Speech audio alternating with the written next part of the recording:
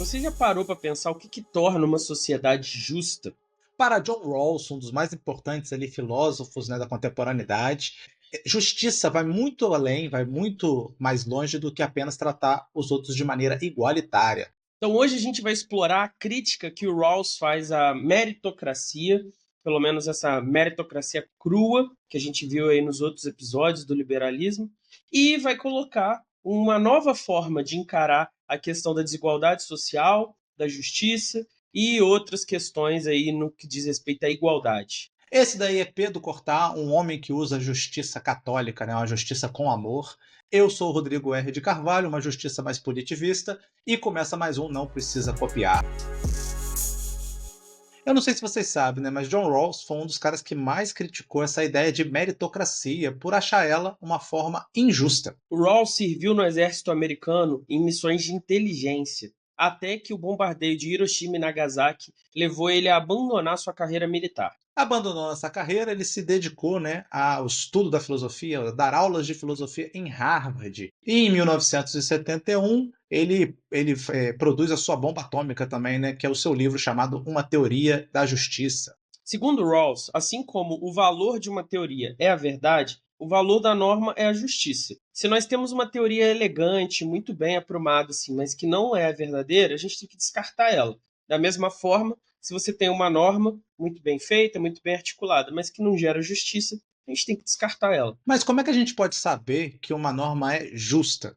Afinal, esse é o nosso problema aqui que a gente está discutindo nesse episódio, né? Para solucionar questões como, por exemplo, o problema que surgiu lá no começo desses programas sobre justiça, que é por que uma pessoa com TDAH ou TEA tem uma hora a mais para fazer uma prova e isso não é injusto? O Rawls lança a mão de um experimento mental, que é uma forma de argumentar, onde você imagina uma situação hipotética que deixa os contrastes de um determinado conceito mais claro. Então fica melhor para você ver se um conceito presta ou não. E o experimento mental do Rawls é o véu da ignorância.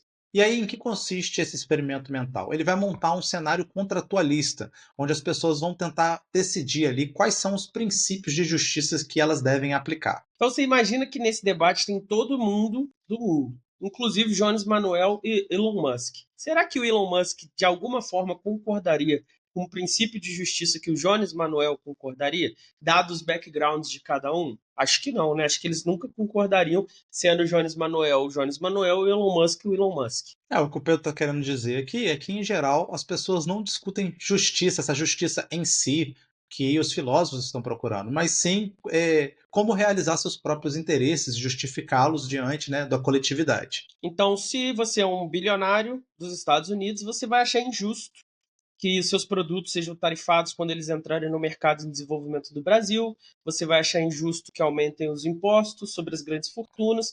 Ao mesmo tempo, se você for um educador popular, você vai achar super justo que taxem os mais ricos para criar serviços públicos de maior qualidade, ou então para poder subsidiar o desenvolvimento do seu país. Um exemplo magnífico disso é que quando as pessoas vão mudando sua condição econômica, elas mudam também seu conceito de justiça. Então, um exemplo prático nosso aqui, né, Pedro? Todo quinto dia útil do mês a gente recebe o contra-cheque e olha aquele desconto na folha do imposto de renda e o nosso esquerdismo dá uma Morre. rachada forte quando a gente olha aquele desconto de R$ 1.000 de imposto de renda e fica até deprimido com isso. Se a gente aceitar isso aí que o Rodrigo falou como um fato, né? Você vai mudar de classe, você muda o que é a justiça, isso é um relativismo. E o relativismo é contraditório em si, então a gente não pode aceitar ele. Então, qual que é a ideia do John Ross? Para a gente debater a questão dos impostos sobre grandes fortunas, a gente teria que debater sem saber se nós somos ou não bilionários. Então você teria que apagar a memória do Jones Manuel, do Elon Musk, e colocar eles para debater isso sem eles saberem o quanto eles têm no portfólio deles. Então, por exemplo, Rodrigo, minha mãe ela tinha uma prática muito inteligente para resolver as disputas entre irmãos, que é basicamente o que o Rawls está falando aqui.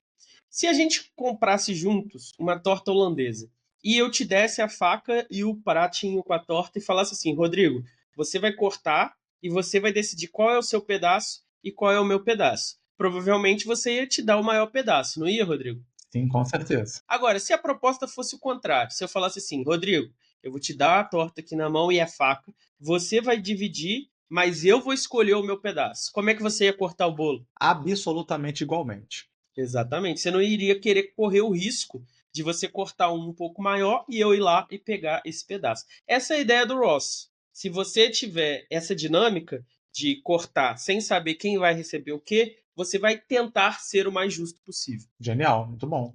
Não sei como a gente aplicaria isso numa reforma do imposto de renda, né? Mas gostei da ideia. Vamos chegar lá. Em cima dessa situação hipotética, ele vai gerar alguns princípios de justiça, e aí, quando você fosse debater a reforma do imposto de renda, se você tivesse essa visão de justiça, você aplicaria os princípios. Então, você Entendi. poderia saber que você é o Elon Musk e ser, ao mesmo tempo, objetivamente a favor da justiça. Essa aqui é a ideia, Entendi. entendeu? Entendi. Então, voltando ao nosso experimento mental. Então, rebutamos, né, a mente de todo mundo. Ninguém tem mais posição social, ninguém tem mais interesses a defender. Então, nessa posição, digamos assim, originária, e vão discutir qual é o princípio de justiça adequado a ser aplicado nessa sociedade que vai se organizar a partir desse princípio.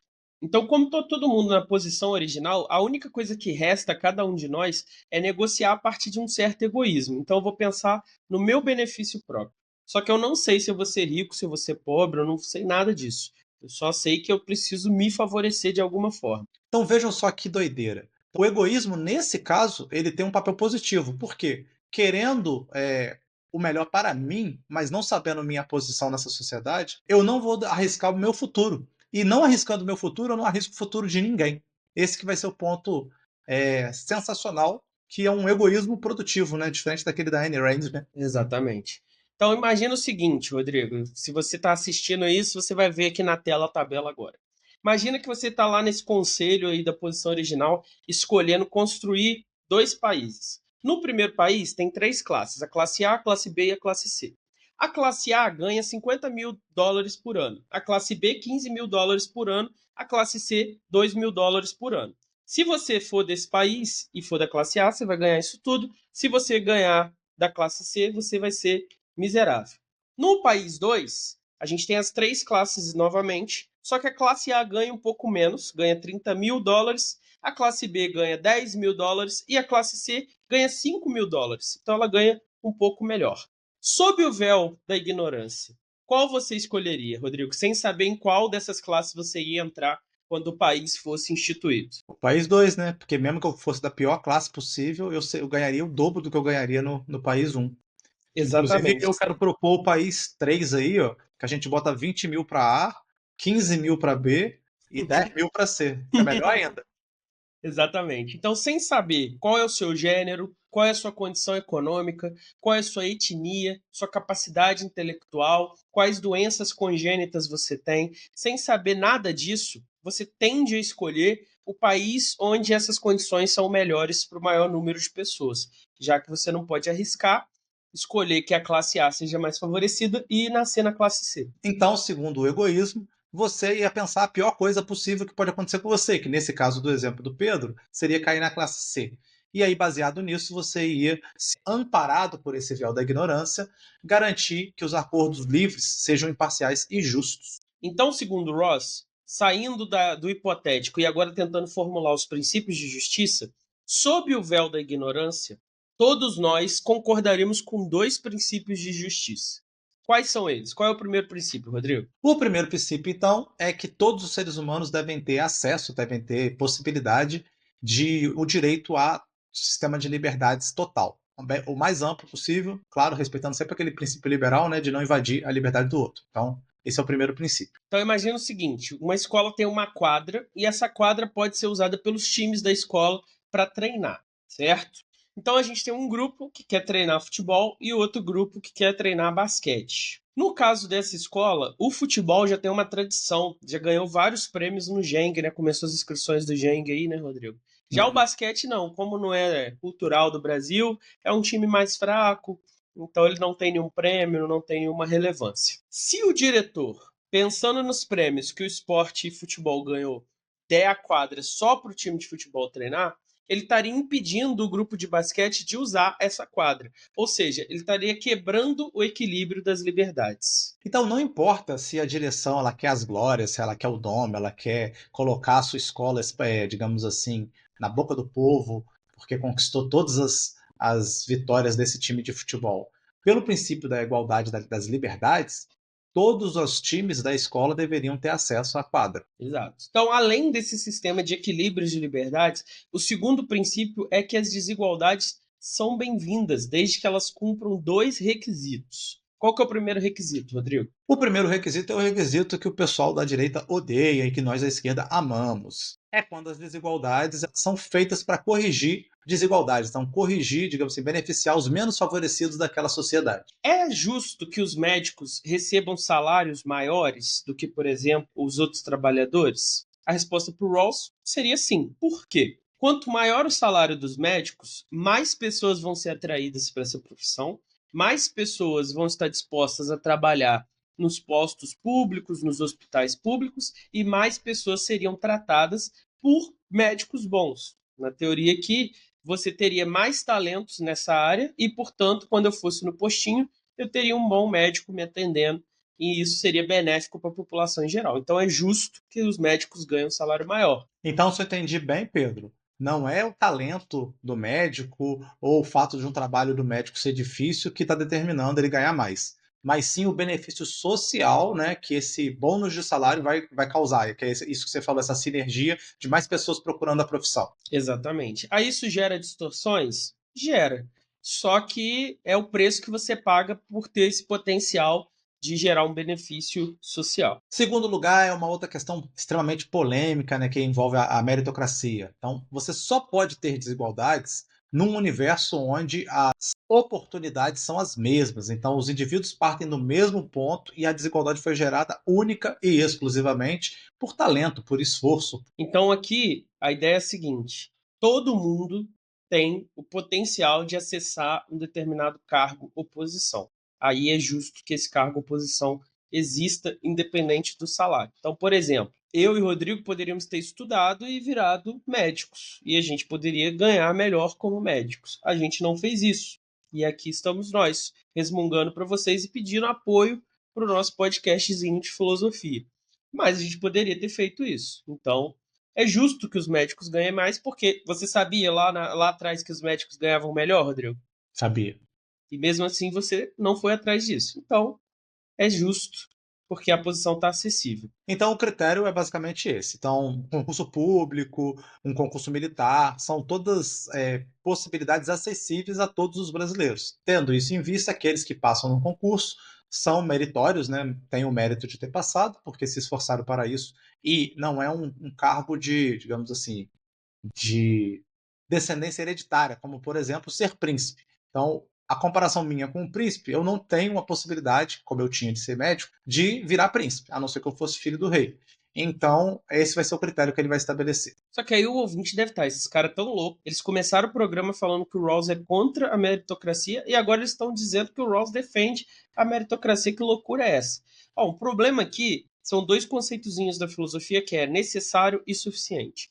A meritocracia, que o Rawls critica, é por quê? Porque a igualdade de oportunidades é condição necessária para a justiça. Não é condição suficiente. Explica a diferença aí para o ouvinte, Rodrigo. Vou explicar falando sobre minha aula agora de Sócrates. Estou dando curso de ética para o terceiro ano e o primeiro autor que eu trabalho é Sócrates. E aí eu falo lá do paradoxo da ética socrática, né? Denúncia, Robel Zema. Ética é do segundo ano, segundo o plano de curso do currículo de referência de Minas Gerais. Professor aí descumpriu o Isso. O currículo. professor tem Denúncia. liberdade de Denúncia. cátedra de Atenção, decidir. atenção, Igor Alvarenga. Atenção, Secretaria de Educação. Denúncia. Fantástico. Quando o Igor for lá reclamar do meu currículo, a gente conversa. Até lá, eu escolho o que é o mais preparado, os alunos são mais preparados para qual conteúdo. Mas aqui, só para deixar claro para a audiência, a gente não cumpre o plano de referência porque não muda de um ano para o outro. Num ano, segundo ano da ética, aí no ano seguinte, terceiro ano da ética, no ano seguinte, primeiro ano da ética, aí o menino tem ética, ética, ética. É loucura. Inclusive, eu quero dizer o seguinte, que esse ano veio bem melhor, né, Pedro? Não tem nenhum bimestre de loucura. Velho. Não, Eu achei... tem um bimestre de loucura. Tem? Qual que é? Mas depois eu te falo no off, porque eu não quero me expor aqui. Entendi. Dessa vez eu fiquei surpreso, porque eu sempre critico muito. Dessa vez eu abri e É, estava eu tô. realmente. Assim, tem problemas, assim. Qual que é a dificuldade? Tem bimestre que você vê a história da filosofia inteira. Isso é ridículo. Eu tenho 7 aulas, 5 aulas, então isso é ridículo. Mas assim, ele pelo menos não fugiu tanto do foco filosofia. Então, necessário e suficiente. Estou dando minha aulinha de ética, de ética de socrática, e na ética socrática tem uma parada fantástica chamada o paradoxo da ética socrática, que é justamente o elemento que a gente vai usar para explicar o que é o necessário e o que é o suficiente. O que pensa Sócrates? Que a ética é a busca da virtude, o autoaperfeiçoamento da sua alma. Então, isso é a ética. Então, só que qual que é o elemento que ele coloca para eu encontrar a virtude? É justamente a questão epistemológica. Eu preciso conhecer a virtude. Então, nos diálogos de juventude do Platão, vários deles estão discutindo as virtudes. Então, por exemplo, Eutífron discutindo a piedade. Os diálogos do Platão, né, desse do coragem, que é o lax, ele vai tentar chegar a um conceito do que seria a coragem. Então, qual é o pressuposto básico do Platão? Que eu conhecer a virtude é condição necessária e suficiente, porque para ele, uma vez que eu saiba o que é a coragem, eu não serei nunca mais covarde. Então, eu só sou covarde por ignorância, desconhecimento do que seria a coragem. Eu só não sou piedoso por ignorância e por desconhecimento do que seria a piedade. Então, conhecimento é virtude. Ele identifica essas duas coisas. E identificando essas duas coisas, ele torna o conhecimento condição necessária e suficiente para a ética, para o comportamento ético. Então, é basicamente essa o paradoxo da ética socrática que vai ser quebrado ali por Platão e por todos que vierem depois, que eles vão falar, olha, concordo, Sócrates, é condição necessária saber o que é virtude, mas não é condição suficiente. Eu posso saber o que é o ato corajoso e não querer praticá-lo, ou não praticá-lo por algum outro motivo. Então, por que o Rawls está falando aqui de condição necessária e suficiente? Igualdade de oportunidade simplesmente não é suficiente, é só necessário. Então, imagina o seguinte exemplo. Existe uma sociedade que lá nos 18 anos o jovem faz uma prova e isso decide se ele vai ter um emprego de nível superior, com mais direitos, um emprego de nível super superior, que ele vai ter um grande salário e muita liberdade, ou um emprego básico, sem alta remuneração, com muitas horas de trabalho e poucos direitos. Só que, no início da vida, lá quando o bebê nasce, é feita uma loteria. Nessa loteria, você seleciona 60% dos bebês vão viver numa situação precária, sem acesso à educação, saneamento básico, sem acesso a recreações, a coisas produtivas, lúdicas, artísticas. Eles vão viver uma vida assim, com o mínimo. Comida, e às vezes essa comida vai ser salsicha em vez de carnes diferentes, variadas, sem presença dos pais, porque os pais vão estar trabalhando várias horas, sem saneamento básico pleno, sem tratamento para os dentes, sem conseguir esteticamente alterar algum probleminha que ele tenha que faça uma insegurança psicológica neles. Essa é a realidade de 60%. Outros 30% vão ter uma vida mais ou menos assim. Eles vão ter acesso a alguns recursos, mas não vão poder fazer grandes tripulias, não vão ter tutores pessoais, não vão aprender línguas, não vão viajar para fora. E outros 10% vão ter recursos plenos. Eles vão poder viajar, vão poder ter tutores específicos. Ah, eu tenho interesse em xadrez. Aí você pode contratar um grande mestre para te ensinar. Ah, eu quero aprender inglês. Aí você pode contratar alguém que morou fora, morou na Inglaterra para te ensinar. E essas pessoas vão viajar, e essas pessoas vão fazer intercâmbio fora, e elas vão consumir arte de todos os tipos, de todas as formas. E aí, lá na frente, depois de 18 anos dessa vida, eles vão fazer a mesma prova para acessar esses cargos. É justo dizer que os 60% estão em igualdade com os 10%? É claro que um ou outro desses 60% poderão sim conseguir um cargo melhor por esforço pessoal, mas no fim do dia, olhando esse contraste tão grande, é absurdo você achar que isso é justo. O que o Pedro está querendo dizer com isso? É que a maioria das desigualdades não são fruto do meritocracia, né, da falta de esforço pessoal de um ou de outro indivíduo. Então, isso que ele citou, daqueles que vão conseguir, isso são as exceções. As exceções não são a regra, são, como o próprio nome diz, exceções, aqueles que fugiram à norma, fugiram ao que é o comum. O comum é ele não conseguir. Então, por exemplo, não sei como é que está aí em Além Paraíba, Pedro. Eu já tenho alunos do primeiro ano que trabalham de tarde até 8 horas da noite. Então, assim, Sim. o que eu consigo exigir desse aluno comparativamente com meus alunos que estão totalmente dedicados ao pismo, que não precisam trabalhar em casa, não precisam trabalhar para a família e tal. Então, assim, é uma situação muito díspare. O que parece que eles estão, digamos, equalizados, têm a mesma aula comigo, mesma escola, pode almoçar na escola, pode comer na escola, tem a mesma coisa, mas fora da escola eles têm uma vida completamente distinta. Então é isso É. que o Pedro está chamando a atenção. Aqui a gente é integral, a gente perde muito aluno não para o tráfico, mas para o trabalho. Eu perdia no ICEB, os alunos queriam ir fazer outras coisas que eram remuneradas, porque o grupo de pesquisa não tinha remuneração, não tinha bolsa. Esse pé de meia, por exemplo, um assistente social que trabalha na escola, ela estava contando a história, a gente estava falando assim que R$ 200 é pouca coisa. Aí ela contou essa história, olha, tinha uma menina lá num bairro mais pobre aqui de Além Paraíba, e ela começou a ganhar o pé de meia, e ela tinha um padrasto esquisito, né? Não vou entrar em detalhes, mas um padrasto esquisito. E ela falava com a mãe dela, manda ele embora, por favor, você também não tá aquelas coisas, a relação de vocês. A mãe dela falava com ela, não posso, porque ele paga metade do aluguel. Por ser um bairro mais pobre, o aluguel era barato. E aí metade do aluguel era coisa assim de 150, R$ 200. Aí o que aconteceu?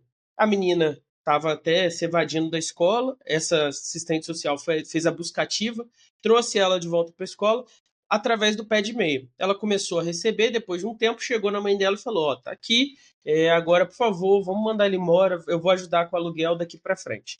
Elas ajudaram, passou umas semanas, a polícia bateu lá procurando esse cara, porque ele era envolvido com coisa de droga, e felizmente não tinha nada na casa dela. A mãe dela não rodou junto, porque como o aluguel estava no nome da mãe dela, talvez a mãe dela rodasse junto se ele tivesse lá e tivesse drogas lá. Só que o que aconteceu mesmo assim, independente de ter dado tudo certo? A mãe dela ainda foi conduzida pela polícia, a casa dela foi revistada. Então, você imagina você ser um adolescente no ensino médio. Primeiro, ser obrigado a conviver com um padrasto esquisito. Segundo, você ter sua casa invadida pela polícia. Então, tipo assim, R$ 200 mudou muita coisa do potencial de oportunidades que essa menina pode aproveitar. Então, fatores como família ou país de origem afetam muito como os nossos resultados individuais vão ser recebidos pelas oportunidades. Então pensa, por exemplo, no Walter Salles, né, que está aí voando por causa do Ainda Estou Aqui. É óbvio que o Walter Salles fez Central do Brasil, não é um filme merda, né, Rodrigo? O Diário do Filmaço. Motociclista não é um filme bosta. Esse Ainda Estou Aqui tá ganhando tudo aí. Então você não pode dizer que o Walter Salles é um incompetente, que ele só é cineasta porque ele é da família do Itaú. Não posso dizer isso, mas eu e você sabemos que, Quem apesar faz da sua cinema no Brasil tem genialidade, que ter dinheiro. ele só pode fazer isso porque ele é da família do Itaú. Se ele tivesse nascido num outro país, onde a família dele não fosse dona de banco, país em guerra civil, onde ele fosse um grupo de refugiados, a chance dele conseguir mostrar essa genialidade dele seria mínima. E, gente, queria inclusive reforçar aqui o mérito do Walter Salles, né, Rodrigo? Quanto bilionário tá aí fazendo porra nenhuma com o dinheiro dele e o Walter Salles está aproveitando para fazer ótimos filmes. Renomeando rede social, deixando pior do que estava antes, por exemplo. Exatamente. E ele tá aí fazendo, pô, só esses três aí, cara, já são excelentes, assim. Então, parabéns pro Walter Salles por ser um bilionário útil, mas a gente tem que reconhecer que parte do sucesso dele é o talento dele, mas boa parte é essa situação específica que ele viveu. Então, qual que é o ponto do Pedro aqui? Então, o talento, ele por si, ele não resolve a questão. Por que ele não resolve a questão? E por isso que a meritocracia não pode ser vista só como um critério. Porque, por exemplo, vamos supor que eu nasci com um puta, digamos, senso pro xadrez, deveria desenvolver isso, só que o xadrez não é uma atividade de grande pompa no Brasil, de grande popularidade no Brasil. Você tem uma mega estrutura para produzir grandes jogadores de xadrez nos Estados Unidos, na Rússia e em outros lugares. Então, aqui no Brasil não tem, então eu não saberia nem aonde eu poderia fazer isso. Agora, com a internet, talvez eu conseguiria me virar melhor, mas assim, É, na minha juventude, eu não poderia nunca encontrar uma rede de pessoas que jogam xadrez para conseguir em São João de Meriti fazer isso, né? Vila dos Teles, no interior do Rio de Janeiro. Eu não ia conseguir fazer isso. Então, só para vocês verem, eu ia ter que ter outra ocupação. Então, fui lá por 4 anos, 3 anos, atendente de locadora. Aí daí vem clássico o amor emprego. pelo cinema. Pois é. Então, assim, eu não sei assim, qual grande habilidade eu posso desenvolver sendo atendente de locadora. Talvez é uma habilidade que o Pedro valoriza muito, que eu sugiro filmes horríveis para ele, mas sugiro de um jeito que ele Fica assiste, que encantado. é uma habilidade muito necessária para um atendente de locadora. Então, em suma, o que a gente tem aqui? O seu esforço individual, ele tem que contar com essa loteria hipotética que a gente discutiu. Ou seja, são necessárias medidas para contrabalancear esse desequilíbrio de condições, certo? Então, a sociedade justa é aquela onde você consegue olhar para ela e ver que a situação dos menos desfavorecidos é a mais favorecida possível. Essa que é a ideia aqui desse princípio. Eu preciso ter igualdade de oportunidades, mas eu também preciso ter as condições melhores para os piores colocados. Então voltemos para o nosso experimento mental e para o nosso exemplo prático que inspirou esse programa, né? Que é a questão do tempo maior de prova para algumas pessoas que têm algum tipo de neurodivergência. Os meus alunos foram contra, porque o raciocínio deles era o seguinte: eu não tenho nenhuma neurodivergência, logo é injusto que a outra pessoa receba 1 hora a mais para fazer prova e eu não. Como é que isso funcionaria no véu da ignorância, Rodrigo? Como os alunos não saberiam se eles iam vir com algum tipo de neurodivergência, como TDAH ou TEA, eles iam pensar 2 vezes antes de tomar essa posição, porque eles poderiam cair na posição mais desfavorável possível, que seria ter a neurodivergência e não conseguir compensar isso com um tempo a mais de prova. Então, o mais racional para os meus alunos fazer é ser a favor desse tipo de proposta, seguindo esses 2 princípios de justiça. Então, a situação hipotética, ela coloca os 2 princípios de justiça e eu, agora sabendo que eu não tenho essa neurodivergência, eu aplico os 2 princípios de justiça para ser objetivo. Então, se você quiser saber mais sobre objetividade, volta uns 3 programas aí que a gente tem um programa inteiro sobre isso. Então, o que seria um sistema educacional realmente justo? Seria aquele no qual os alunos que não são neurodivergentes e os alunos neurodivergentes conseguem alcançar os seus objetivos educacionais, conseguem desenvolver suas potencialidades, suas habilidades, ou como os documentos educacionais adoram chamar agora, né, Pedro? As competências. Então, um sistema justo é aquele que, mesmo usando de estratégias que poderiam ser vistas como injustas, ele produz, no final das contas, esse objetivo final, que seria todos os indivíduos, sendo diferentes ou não, atingir esse grau de digamos assim, desenvolvimento, né, de suas habilidades. Excelente. E aí, Rodrigo, o que você acha desses princípios de justiça do Rawls? Eu acho que ele mata a questão muito bem. Eu acho que eu teria só um comentário contra, assim, digamos assim, é Ao que esse comunista, ao princípio. comunista. Pois é. Esse princípio é um princípio reformista, né? Então eu comecei como um bom comunista, né? Contra, como é que o Exatamente. Jones fala? Contra os reformistas a favor das reformas. Então, assim, isso parte de um princípio reformista que é o seguinte: não tem como criar uma sociedade igualitária no sentido forte. O que eu posso criar é uma sociedade menos desigual. Então, assim, se você tá nessa chave de tipo, não tem como, só pode ser menos desigual, top. Isso aqui tá sensacional. Por que uma profissão tem que ser 6 vezes, 600% mais valorizada do que outra? Eu não tô muito, digamos assim, ainda de acordo com isso, com essas proporções. A gente Eu podia discutir entendo, as proporções. eu Eu entendo acho sua isso aqui crítica. bizarramente mais igualitário do que qualquer coisa que a gente tem hoje, tá? Só para É, deixar claro, eu, senão vão eu falar que eu entendo sou sua maluco. crítica. Só que você tem que lembrar que o Rawls não escreveu num vácuo. Ele escreveu contra a meritocracia neoliberal e essa galera aí dessa conversa. Então ele está falando em diálogo com essas circunstâncias. Eu nem lembro o ano que a gente citou antes ali, mas foi 71, né? O livro principal 71. dele. Então, o que estava acontecendo nesse período? Justamente o bem-estar social estava sendo rasgado para dar lugar ao neoliberalismo. Então você tem que lembrar dessa questão, né? Por isso que Depois eu vai vir. citei o magnífico Jones Manuel, né? Contra os reformistas, contra o Rawls, a favor da reforma dele. A reforma dele eu concordo. Mas é isso aí, próximo programa aí, Justiça Comunista de Rodrigo R. de Carvalho. Pô, podia ter, né? Então, se você estivesse sob o véu da ignorância e quisesse adicionar um princípio da justiça igual o Rodrigo fez, qual princípio de justiça você adicionaria para completar essa festa? E deixa também um comentário, né? Vocês gostaram do Rawls? Achou maneiro? Achou bom? Vai ler esse livro, A Teoria da Justiça do Rawls. Podia ser um programa, né? Teoria da Justiça. Então, Achou se uma você bosta? quer, pode deixar dar uma bosta também. Se você quer um programa da Teoria da Justiça do Rawls, coloca aí que você quer o programa que a gente grava, se tiver muita gente falando disso.